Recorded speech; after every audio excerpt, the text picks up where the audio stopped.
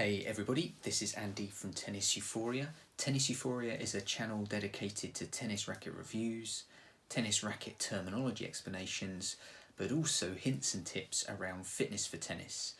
In today's video, I'm going to give you a bit of an insight into how to warm up, pulling on that fitness expertise. And I have to say, as a fitness professional, playing recreational tennis and occasionally competing when I can, I cringe a little when I see people warming up. You've probably seen the same or are guilty of the same yourself. Generally, a warm-up will involve some sort of basic stretch and then get straight into the game. Disaster.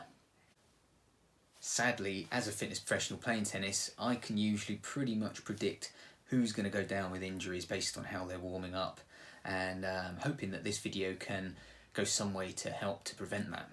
If you've ever seen some clips of the pros warming up, then they're pretty long. That can be 15 to 20 minutes, and they'll run through a very structured process that's probably quite habitual to them, often with their trainers, and that's very, very carefully designed. It's designed to do a number of things, and what I'm planning to do is to give you a quick run through of what that's looking to do, and then I'll also give you a quick video guide as to exactly how you can run through a shortened version which should give you similar benefits.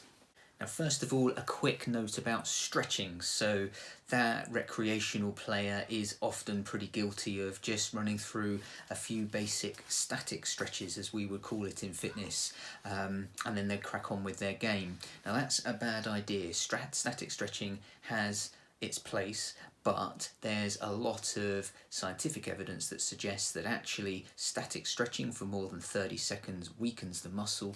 We also know that it doesn't really do anything to aid power and range of motion. If anything, it can reduce that before a game. So static stretching is not the right thing to do.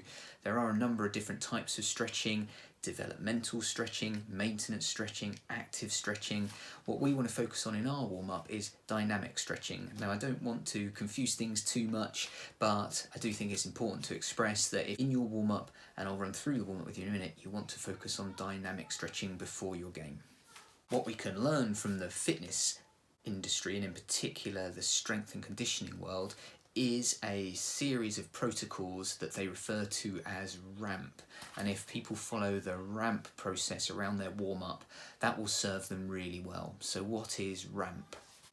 So the R part of RAMP refers to raise. Basically, the first part of your warm-up should raise your body temperature and raise your muscle temperature. This initial heating and neural response ultimately makes your muscles and tendons more extensible. Now, why is that important? There is a close link here with that reducing the incidence of muscle strains. So there's your first point: raise your temperature, reduce injury likelihood.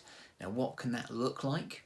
That could be something very basic, literally running on the spot, gently getting your body temperature to raise. Another good thing is to just get around that court at least 10 laps. The second phase is to activate. Basically, get the muscles moving that are going to move through your sport.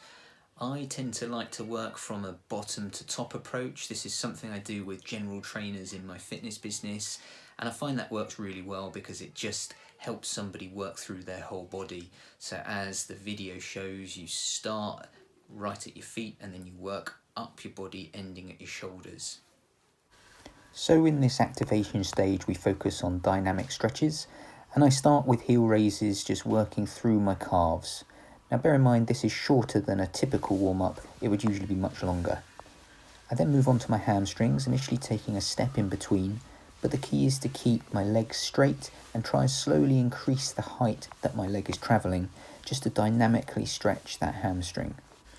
Then I move on to my quads. I move side to side, heels to bum, just to open them up. Then I move on to my hips, working through the range of motion in the joint, looking at the adductors, getting the hips moving.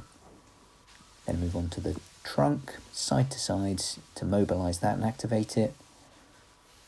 And then on to flapping my arms forward and back to dynamically activate the chest and back, whilst also maintaining some running on the spot to keep my heart rate elevated and I finish off with some shoulder rotations. Third, in ramp, we have the mobilise phase. Now these should be dynamic movements that start to progress, and they should be aligned with the activity that you're about to do. So this mobilisation phase is all about range of motion in the joints. I start with a squat, but notice that I'm pushing my knees out with my elbows. Second, I move to a lunge pattern, but include a rotation. So what I'm looking to do is really emphasise that range of motion and increase that viscosity of the synovial fluid in my joints. Here I've taken the lunge one step further. I'm pulling my knee to my chest and getting a more dynamic movement through that lunge. The better I am and improving that viscosity, the better range of motion I'll have, and that will transfer to more performance on court. And then I'll move to some side-to-side movements, trying to cross my feet as I would within a game. That's just good to start to work on movement patterns. This is valuable time. Tennis is all about movement after all. The final stage of ramp, the P, is to potentiate. Now that is, I guess, one of the most complicated areas, but for us tennis players, I think the key is to focus on our shoulders. Now generally when you start to play an opponent, good opponents, experienced players will look to start to hit from the service line initially. Perfect. I would encourage that. I would insist upon that if you're playing against somebody. That is a more gentle, basic movement compared to hitting to the baseline, but it is ultimately the same movement, the same ranges of motion. So that's perfect to start to potentiate the movements that you're going to be doing. However, before you do that, you need to get out that resistance band. You'll see all the professionals working on their shoulders, really working through their rotator cuffs, which are huge potentials for injury. So as this video explains, you need to focus on external rotation through your rotator cuff muscles in order to wake up and prepare those shoulders for all the activity that it's about to do. So coming in here again on the rotator cuff exercises, a big challenge for us tennis players is that we are constantly pronating through forehand, also through serve, and of course if we have a two-handed backhand on our left arm. So we need to wake up those stabilizer muscles in our rotator cuff.